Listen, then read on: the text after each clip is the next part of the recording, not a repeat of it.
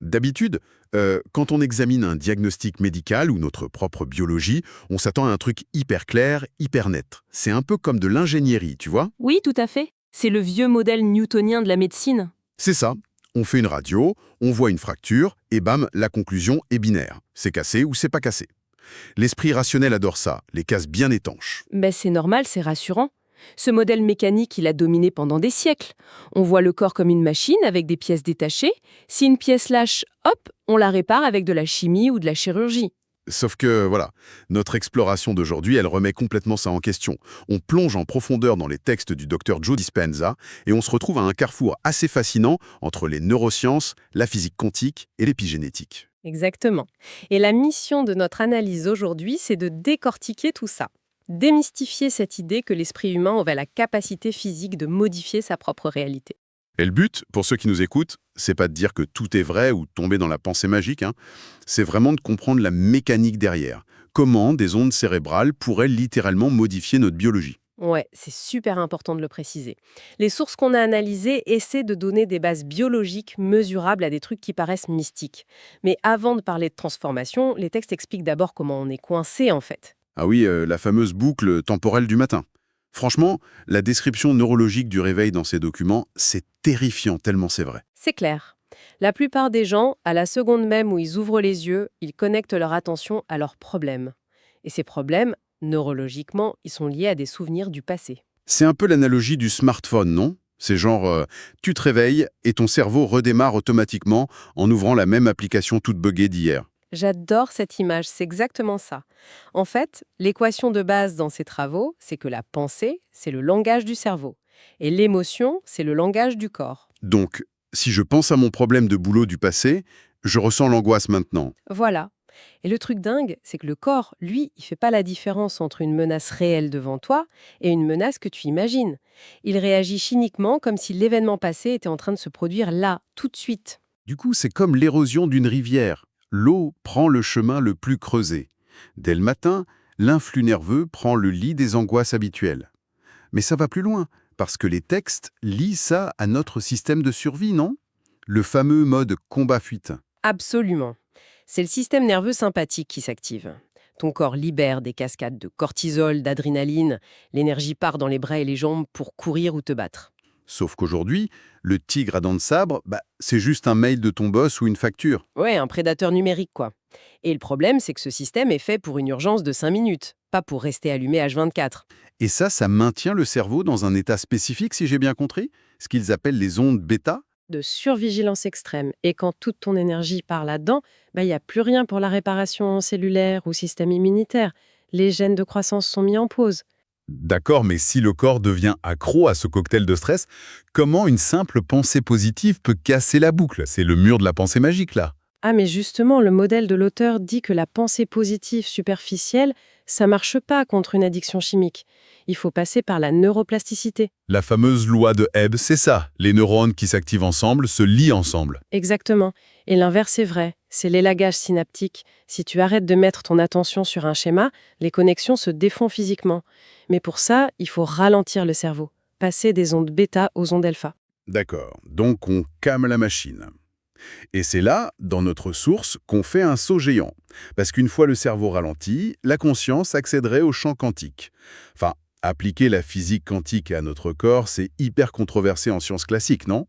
Oh que oui, c'est le gros point de friction. Mais l'argument de l'auteur, c'est de dire, écoute, on est fait d'atomes, et un atome, c'est 99,9999% d'espace vide, rempli d'énergie et d'informations. Donc, on n'échapperait pas aux lois de l'infiniment petit. Selon ce modèle, oui, le cerveau fonctionnerait comme un émetteur-récepteur de fréquences électromagnétiques dans ce champ quantique. Et là, on touche à l'effet de l'observateur. Ce truc de physique où la particule n'est qu'une probabilité tant qu'on la regarde pas. C'est le point clé. La conscience agirait comme l'observateur. Si tu fixes tout le temps tes problèmes, tu effondres l'onde quantique toujours sur la même réalité matérielle. Attends, ça veut dire que si on est obsédé par nos galères financières ou de santé, on matérialise littéralement ces problèmes tous les jours, inconsciemment. C'est exactement la proposition du docteur Dispenza. C'est pour ça qu'il dit qu'il faut atteindre le point de bascule. Devenir personne, rien, nulle part. Une pure conscience pour arrêter de réaffirmer la réalité. Et il y a cette étude sur le piano dans les textes qui est juste bluffante pour illustrer ça. Pas au niveau quantique, mais au niveau neurologique. Ah oui, l'étude avec les gammes au piano, elle est incroyable. Donc les chercheurs ont demandé à des gens de juste s'imaginer jouer du piano, sans bouger un seul doigt.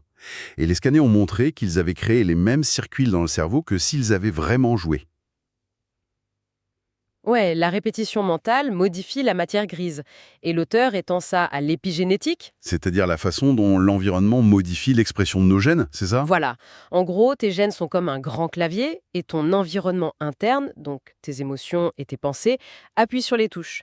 Un changement interne peut désactiver les gènes du stress et activer ceux de la guérison. Mais attention parce que les textes sont précis là-dessus, hein. Penser très fort à un truc, ça suffit pas. Il y a une formule. Intention claire plus émotion élevée. C'est ça la clé. Le cerveau envoie le signal électrique, l'intention, mais l'émotion, c'est le carburant magnétique. Et c'est là que je me pose la question. D'où il vient ce fameux carburant magnétique? Des centres d'énergie du corps. C'est là que l'auteur relie les anciens chakras à la biologie moderne. Chaque centre est un plexus nerveux lié à une glande hormonale. Le drame de notre époque, selon l'analyse, c'est que toute notre énergie est bloquée en bas, dans les 3 premiers centres. Ouais, la survie pure. Le premier pour la sécurité, le deuxième pour la reproduction et l'alimentation, et le troisième, le plexus solaire, c'est l'ego, le pouvoir. C'est comme une station d'épuration en fait. Tant que l'énergie est bloquée au sous-sol dans les égouts de la survie, tu peux pas allumer la lumière aux étages supérieurs. C'est une super image. Et le quatrième étage, c'est le cœur. C'est le pont. Et biologiquement parlant, la vision du cœur a énormément changé récemment. C'est pas juste une pompe qui pousse du sang quoi. Non, il a son propre système nerveux, environ 40 000 neurites sensoriels. Il traite l'information de manière autonome. Et le truc fascinant, c'est qu'il envoie plus de signaux au cerveau qu'il n'en reçoit. Donc c'est le cœur qui dit au cerveau comment on se sent, et pas le contraire, c'est fou. Exactement. Et ça nous amène à la cohérence cardiaque. Quand tu cultives de la gratitude ou de la joie, ton rythme cardiaque devient super harmonieux. Et ça fait s'effondrer le cortisol, l'hormone du stress. Ouais, et la DHEA, l'hormone de jouvence, explose. Le cœur crée alors un champ électromagnétique hyper puissant, mesurable physiquement à plusieurs mètres. C'est ce champ qui ferait l'effet démon dont on parlait tout à l'heure. Mais concrètement, la plomberie biologique là-dedans, comment on fait remonter l'énergie du sous-sol de la survie jusqu'au cerveau? L'auteur propose une technique de respiration très mécanique. C'est pas juste de la relaxation, hein. Ouais, c'est un truc physique. Faut contracter les muscles du périnée et de l'abdomen tout en inspirant à fond. C'est ça. Cette contraction, couplée à l'inspiration, ça change la pression dans la boîte crânienne.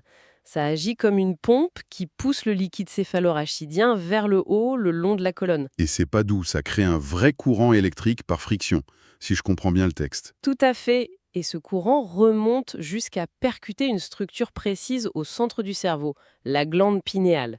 C'est le sommet de ce processus biologique. La glande pinéale, c'est pas juste le truc qui fait la mélatonine pour nous endormir? Si, mais dans ce modèle, c'est un transducteur neuro-endocrinien. En fait, la glande pinéale contient des microcristaux de calcite. D'accord, et c'est quoi le rôle de ces cristaux? Ils sont piézoélectriques, comme l'allume-gaz de ta gazinière. Quand tu appliques une pression mécanique dessus, il génère un courant électrique. Ah, je vois le lien. Le liquide de la colonne, poussé par la respiration, vient presser ces petits cristaux dans le cerveau, et bam, de l'électricité. C'est exactement la théorie. Sous cette pression, la glande pinéale s'active comme une antenne radio. Et chimiquement, c'est un feu d'artifice. Ouais, la transformation de la mélatonine, les textes décrivent ça comme une alchimie dingue. Complètement. La mélatonine se transforme en antioxydant surpuissant, puis en molécule qui favorise des états modifiés de conscience. L'auteur parle même d'une molécule similaire au DMT. La molécule de l'expérience mystique, c'est un vrai synthétiseur chimique intégré, notre cerveau, et ça génère des ondes gamma, c'est ça? Voilà, les ondes gamma, c'est un niveau extrême de conscience et de traitement de l'info. Les gens décrivent ça comme une expérience plus réelle que la réalité elle-même. Et ça serait capable d'effacer les vieux traumatismes du corps en un instant. Mais honnêtement, éteindre son esprit analytique pour plonger dans le vide comme ça doit terrifier l'ego humain. Comment le texte gère cette résistance? Ah mais il le dit, l'ego déteste ça. L'ego, c'est la survie. Il veut contrôler, basé sur le passé.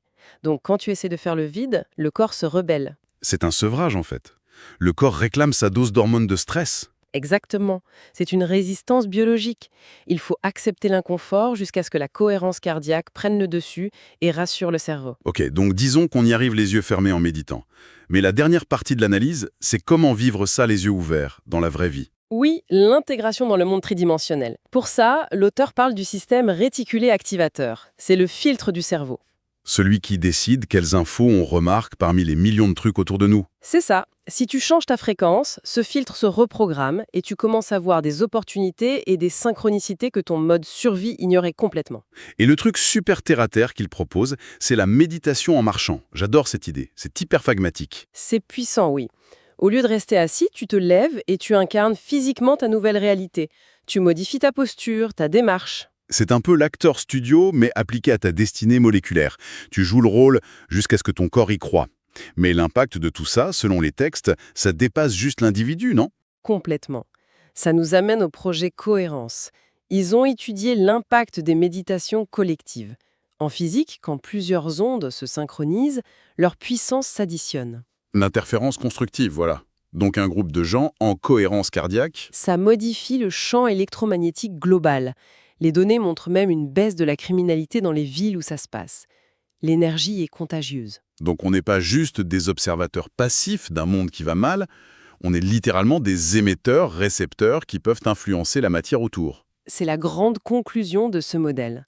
Maîtriser sa biologie interne, c'est pas juste du développement personnel égoïste, c'est un acte pour le collectif. On devient les architectes d'une nouvelle Terre. C'est vertigineux quand on y pense. Pour faire une petite synthèse, on a vu que le stress nous fige dans le passé, mais qu'avec le champ électromagnétique du cœur, la physique quantique et cette technologie incroyable de la glande pinéale, on a les outils pour se reprogrammer. Ouais, la capacité de se transformer, elle est en nous, mais ça demande une sacrée discipline, une vraie intention et un cœur ouvert. C'est reprendre le contrôle de sa machine biologique. Ce qui m'amène à une dernière réflexion. Pour ceux qui nous écoutent, on a vu que cette cohérence cardiaque peut modifier les champs électromagnétiques et l'expression des gènes, et même impacter une ville entière. Oui, les études de la source vont vraiment dans ce sens. Ne serait-ce qu'une heure de cours classique par l'apprentissage mécanique de cette régulation biologique pour tous les enfants.